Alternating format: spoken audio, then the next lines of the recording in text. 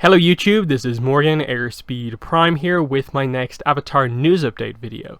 This time we have a new book announced once again, thanks to Penguin Random House putting up the product listing.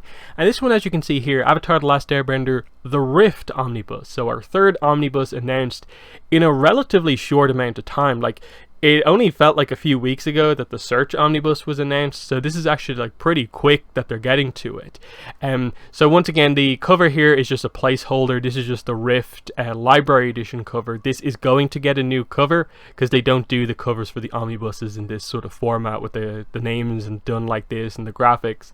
So we will get a cover that's more similar to the Promise Omnibus and the Search Omnibus, and I assume we'll find out about that in the coming weeks. It might take a month or two, I suppose, for it to be released, but we know there is one coming. There'll be some new Girihouru art for this. But yeah, the main thing here is the date, February 23rd, 2021. That actually tells us quite a lot. Obviously, it's a 2021 book, so it's pretty far off, but that is basically exactly 4 months since the release of the Search Omnibus, and then the Search Omnibus was released 4 months before after the Promise Omnibus. So they seem to be sticking to a pretty clear schedule. They want a 4-month gap between omnibus releases so they're not overloading things, but that's still a pretty quick release schedule for them ultimately. So we can sort of speculate that the Smoke and Shadow Omnibus, when it gets announced, will be scheduled for somewhere in the region of June 23rd or something like that, and that probably the North and South Omnibus will be scheduled when it's announced for October 2021. After that, it gets a little bit more interesting in that you'd think they would go for Imbalance next to finish up all the Avatar comics, but actually Turf Wars was the next comic released when they switched over to doing Korra comics. So that chronologically would actually come next, but I'm assuming they're going to do a slightly different cover style for the Korra comics, just so they're a little bit different. I'll show you the other covers in a second, but it's going to be an interesting one in the sense of those two books, how are they going to do them? I assume Peter Wortman is going to continue on the same general cover layout as Team Girihouru for the Imbalance cover, or will they let Girihouru do the Imbalance cover as well and just be sort of cover artists for the comics? Might they also get a chance to do some Korra art in doing the cover to Turf Wars? I'm not sure. I don't know if they'll necessarily do that. It feels like they're probably going to stick to the interior artist does the covers, but then that creates an interesting situation for Irene Coe, who's the interior artist on Turf Wars, but she didn't do any of the covers for the books, even the library edition. So will she get a chance to do a cover for the first time with the Turf Wars omnibus, or are they going to have Heather Campbell come in to do the covers again? There's a lot of interesting sort of speculation about that. Beyond that, there's nothing else to really say in the description. It collects the Rifts parts 1 to 3. That's what the omnibus is. It's 6x9, which is the same size as one of the individual parts.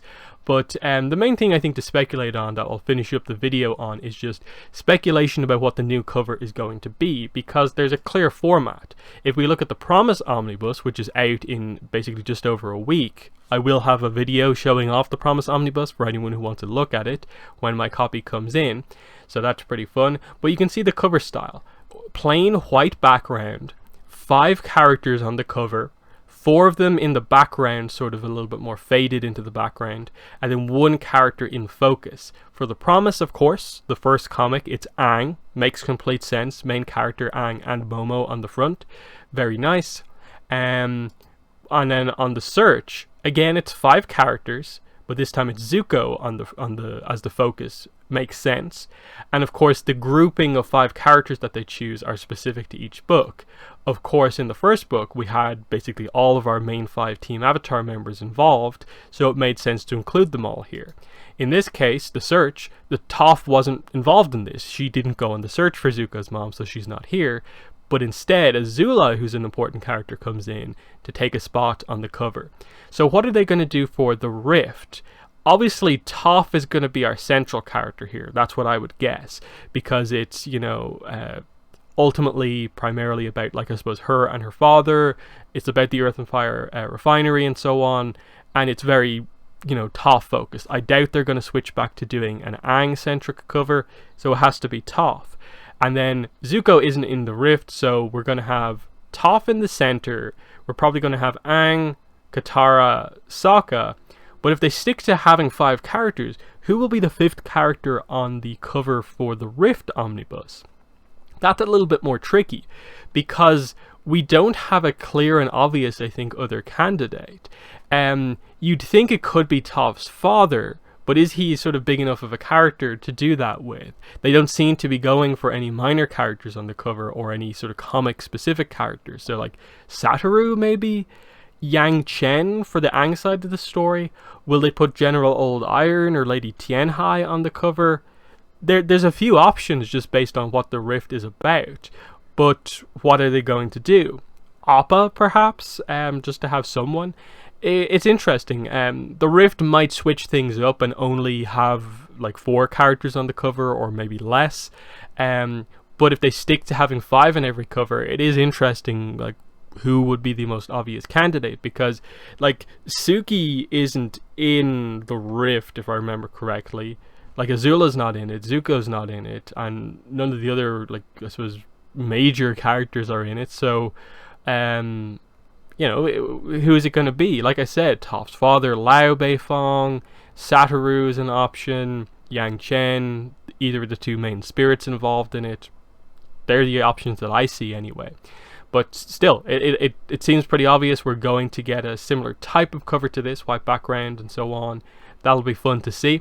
And then the speculation will go into, like, for Smoke and Shadow Omnibus, like, who's going to be on the cover there? Because that's more of a Zuko-centric book, but Zuko's already been on the cover for The Search. Is it going to be May? Is May going to get the spotlight in that book? Or will Azula get the spotlight? But she's more of a, like, part 3 character, and that might be spoilery to feature her too heavily on the front. It's hard to speculate, because, you know, they want to have a cover that fits the book, but they also want to keep most of the main characters on the front so that it's appealing if people don't exactly know what the story is. There's some interesting stuff. So there's a lot of questions that we have here about this, of like, are Gurahuru just doing the covers for their books, or will they do more? How are they going to handle potential Korra library, omnibus editions? And then for the Imbalance one, is Peter Wortman going to come on board, or what? So yeah, I suppose that's basically the end of the video. In the comments, let me know what your thoughts are on the Rift Omnibus edition. How do you think they're going to do the cover for this one? What characters will be on the front? And what do you think this means for the schedule for Omnibus editions going forward? Do you think they're just going to do, like it has been up to now, 4 months between every book and just keep going from there, and it's a really consistent release schedule? But yeah, that's been the video. Thanks for watching, and bye.